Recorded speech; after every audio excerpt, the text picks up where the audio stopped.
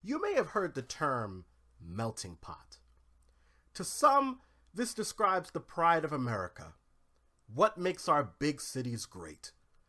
The fact that all different cultures, backgrounds, and races come together to achieve the so-called American dream. But some see the melting pot view as problematic because it holds that immigrants should assimilate to American culture and abandon their own cultures, languages, and other traditions.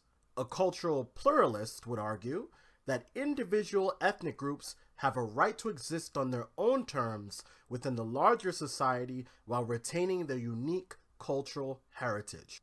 Regardless of your preferred theory, our current political climate might make you challenge the notion that this country, the United States of America, actually loves diversity. So let's try to answer that question. Does America really love diversity? Or are we fooling ourselves? Up next on Race Wars, the Critical Conversations podcast. Let's go!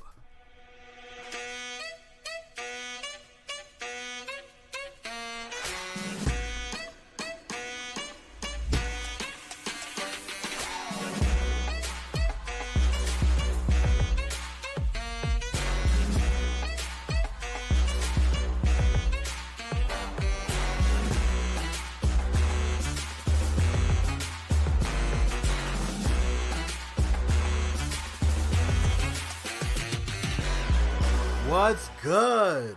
Welcome to another episode of Race Wars, the Critical Conversations podcast. You know, we've got a really good response from the last episode of Race Wars. We've got some really good feedback, and people seem really happy with the content. And I must say, this is my first time podcasting, and it's been a lot of fun. You know, it's funny. I've always had this fascination for radio growing up. And, you know, if I didn't end up with the life that I have now, I probably would have tried to become a radio personality. It's just really a pleasure to be here and to have the ability to dialogue with you no matter where you are, no matter what you're doing, to share information and just see where this goes, right? So let's talk about diversity. It's such a buzzword, isn't it? You know, you hear the word diversity, especially when it comes to, education, the workplace. Schools, especially at the university level, talk about increasing diversity at the school. Companies, especially now in the wake of Black Lives Matter, and even before, they were always talking about diversity in the corporation. But there are always concerns about how much effort is really put into that.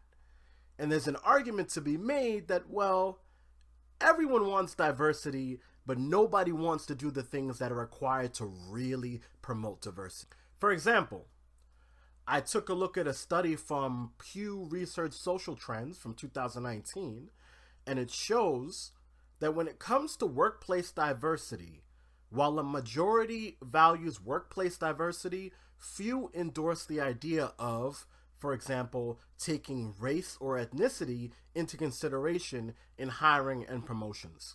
The study showed how overall, white, black, and Hispanic adults are equally likely to say that it's good that the U.S. population is racially and ethnically mixed and that it has a positive impact on U.S. culture, but Black Americans in particular place more value than whites and Hispanics on workplace diversity and school integration. But I have a question. How do you expect these things to happen on their own? It just seems like people want diversity, but they want it to somehow happen organically on its own, like out of a root of a tree or something. It's supposed to just bloom on its own, no water, no nothing. But we can't do this passively. And I think that one of the major problems that we have in America is that people are hung up on this whole idea of meritocracy. There is this implication that achievement in education and labor is based on merit, even though there's a lot of evidence to the contrary.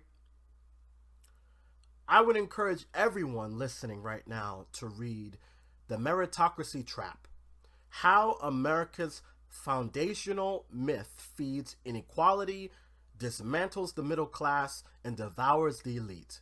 And it's written by a guy named Daniel Markovits. That is Markovits spelled Markovits.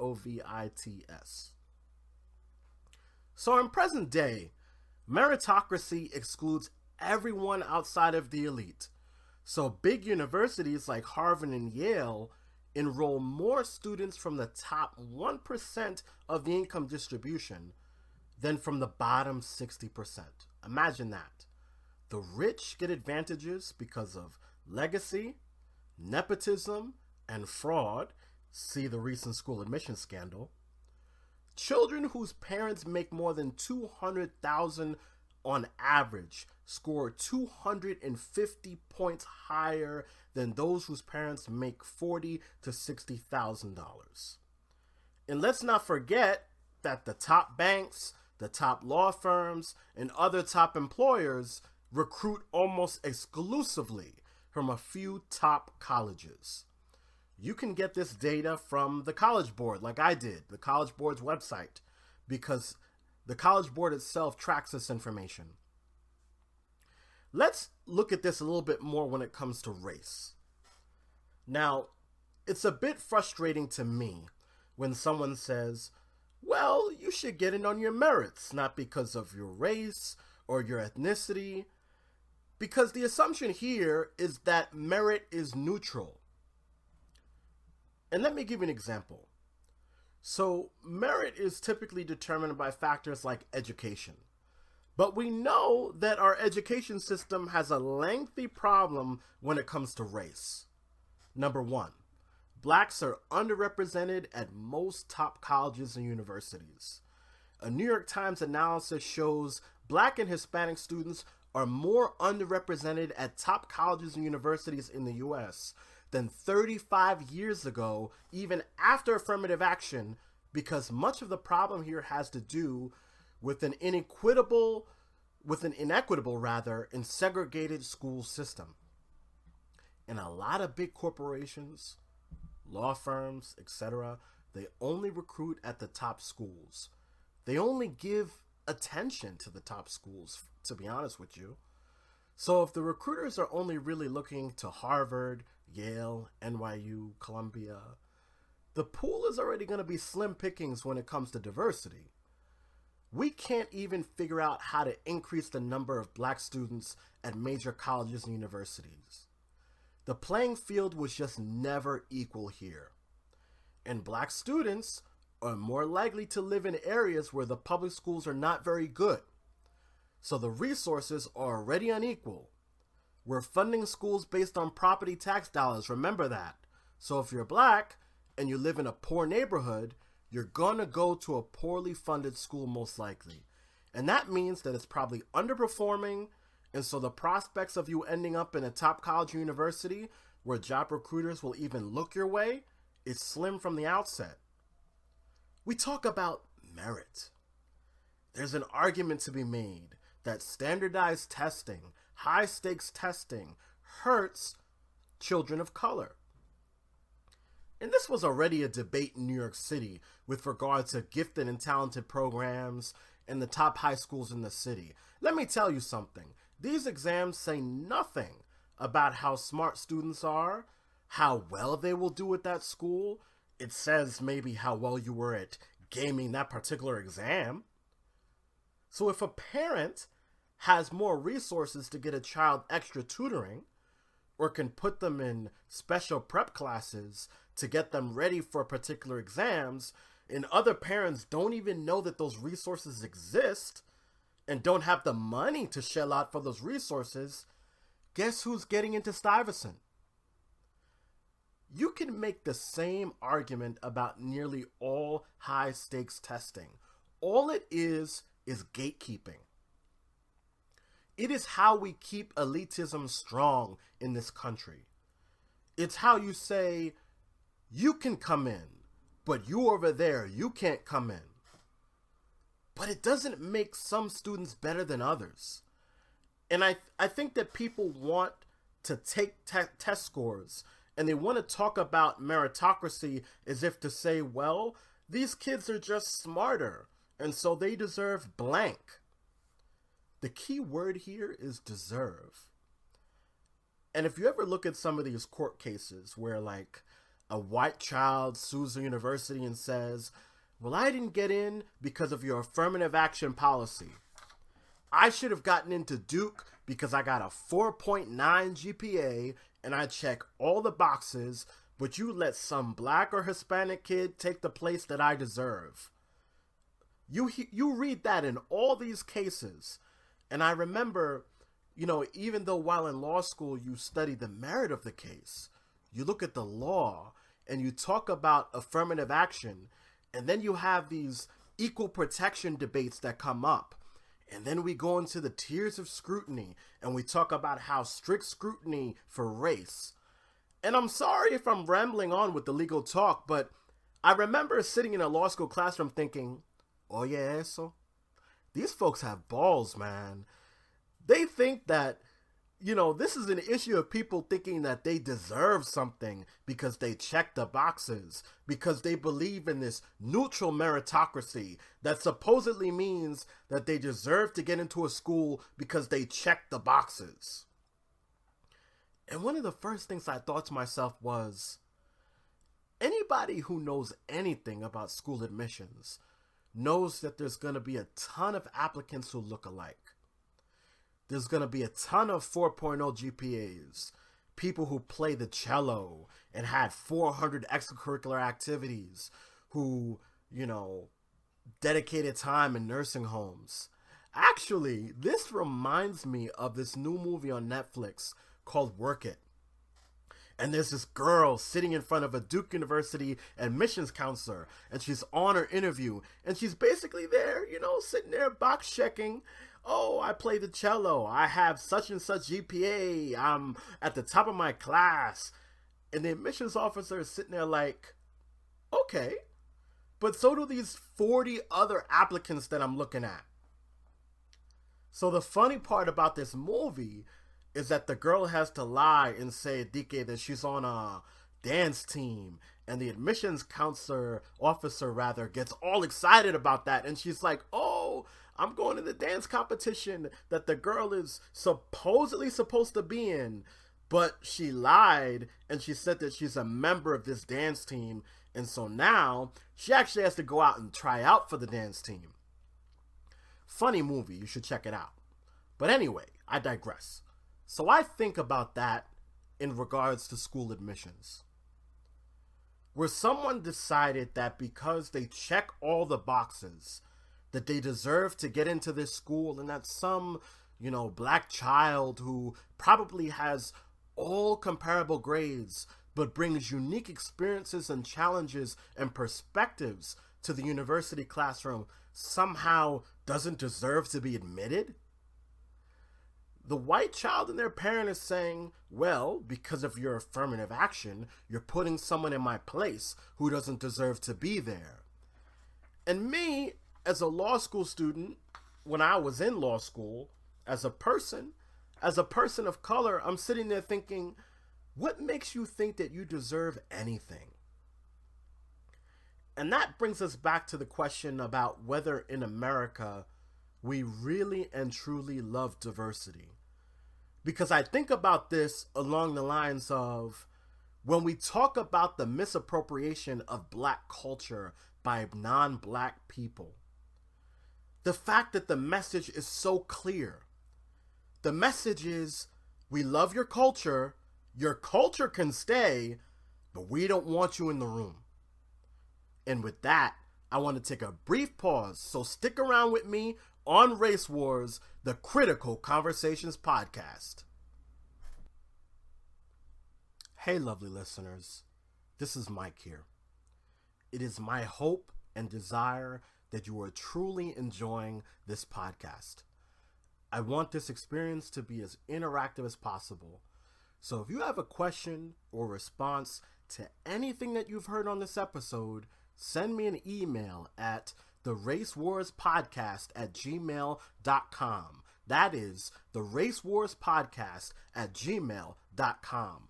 or send me a DM on my official Instagram account for this podcast and follow us at the_race_wars_podcast. Interact with me also on Facebook at facebook.com/The Race Wars Podcast. Let's talk. I'll be waiting for you. I want to take some time to shout out some local businesses and creatives. As I've stated on my social media, if you are a creative or running a business, please let me know so that I will be happy to shout you out on this podcast. The only thing I ask is that you share this podcast with your friends and the people who support your ventures. Unfortunately, no one really reached out to me in preparation for this episode, but I do want to shout out a few businesses that I personally admire and are doing great work. On this episode, I want to focus on women of color in particular. Very, very important that we continue to uplift women of color. I would encourage you all to follow at rphotography007. That is at rphotography007 on Instagram. Raha is a New York and Boston-based photographer who does great work.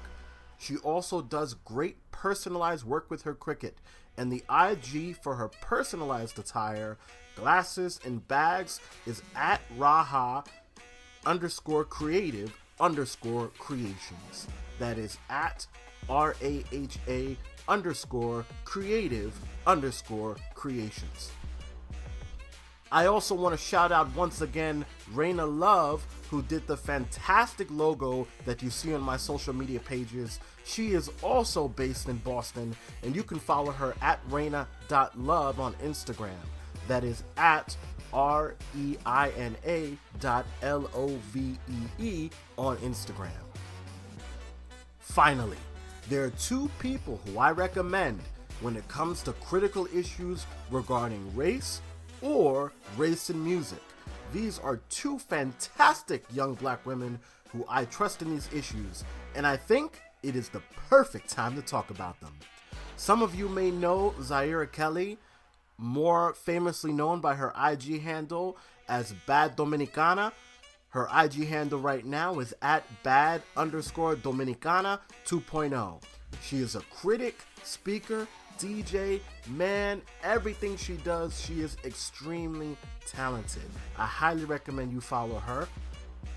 And then please follow at Gata TV and at Reggaeton con la Gata. She is an all-around fantastic individual, a critic, especially when it comes to music, reggaeton music in particular. For those who, like myself, want to see more dark-skinned women, more black women represented in reggaeton music, especially since this genre is black culture, she is your girl when it comes to these issues. I'm happy to know both of these women and all of the fantastic women who I'm shouting out today. Listen, my apologies if the shout-outs went a bit long today. I'm just very excited to talk about all these people. Please feel free to reach out to me and let me know that you want to be part of the Shout Out Local Businesses and Creatives portion of the podcast, and I will gladly support you. Now back to our episode. I was talking earlier about this issue of being deserving. And I think in American society we have a huge problem when it comes to this word, deserving. And besides talking about education and labor, we cannot talk about America and diversity without discussing immigration. It is in discussions regarding immigration that this whole deserving issue comes up again. And this falls into the idea of what type of society do Americans really want? Do Americans want a culturally pluralistic society where people can be themselves and live side by side with people who aren't necessarily like them? Because let's be honest here, the Trump era discourse would suggest that Americans in some parts of the country don't feel this way. They would rather stay in their own bubble. And deep partisanship is obviously a big problem in American society right now. And there seems to be almost like this fight for what is the identity of America. And so the reason why I talked about what I talked about earlier regarding diversity in education and in labor is because those are some of the engines that drive our identity. Immigration is a big engine that drives our diversity as well. I've always noticed that we seem to romanticize Italian, Irish, and German immigrants docking on Ellis Island, coming to New York City to start a new life, while we demonize immigrants of color who come here to do the same thing. This deserving language comes up again and again. And you get the sense, if you think about it for a moment, that deserving is very much tied to whiteness. And I think that if we are to understand American attitudes towards diversity, we need to understand whiteness. There's an article I looked at from PBS that talks about how a shifting definition of white helped to shape U.S. immigration policy. And this article talks about how in the early 20th century, immigration officials denied people of certain ethnicities and appearances, often people from South or Eastern Europe who were not purely white at the time, by speculating about their ability to work. So there were things flying around such as saying that Jewish immigrants had poor physique, and so they would procreate defectives, and for that reason, they should not be allowed into the country. In present day, we see that again. We see once again assumptions being made about people's worth and the ability to contribute and the likelihood of being dependent. You see, white nationalism has always been a motivation behind U.S. immigration policy. The Reforming American Immigration for Strong Employment Act, introduced back in February of 2017, prioritized wealthy, high-educated, English-speaking immigrants over those who are trying to reunite with family, which of course we know is called chain migration. And according to Professor Douglas Bainton, who is a professor of American cultural history, this emphasis of skills, education, language is just like early efforts to limit immigration based on ethnicity and race. It is a merit-based system, which white nationalist Elliot Klein said he favors. He says, and I quote, "If you're an immigrant and you get a green card and you become a citizen, you can bring your entire extended family. Diversity to us just means less white people, means putting diversity ahead of meritocracy." Notice how the meritocracy word comes back again. And this idea of deserving and who deserves and the judgments made based on stereotypes on who is worthy or who is deserving. And that's right where we are. Right in this climate, in this administration, and in this fight for the American identity. So if you ask me, does America really love diversity? I have to answer that I think America has always favored whiteness above all. America looks to take what it can from different cultures without crediting and without allowing the respective cultures a seat at the table. And when I say cultures, I mean black culture. I mean the various cultures from people of color, whether it's Black Caribbean, Afro-Latino, or African American, it is all black. And it is black culture that keeps America going. It is black culture that keeps America strong. It is black culture that keeps America great. I think about music, and I think about all the black music forms that were misappropriated and whitened for mainstream American consumption. And don't forget, when we say mainstream, let's be honest about what we mean. We mean white.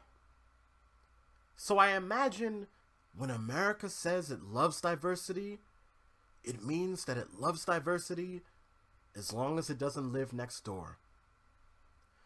This concludes this episode of Race Wars, the Critical Conversations podcast, and on episode 3, we're going to talk about whether remote learning widens the achievement gap. Think about it and let me know if you have any thoughts or comments about it. Don't forget, send me an email at theracewarspodcast@gmail.com or send me a DM on my official Instagram account for this podcast and follow us at _race_wars podcast. Interact with me also on Facebook at The Race Wars Podcast. Let's talk. I'll be waiting for you. Until next time, much love. And if nobody else is proud of you, I'm proud of you. I'm out.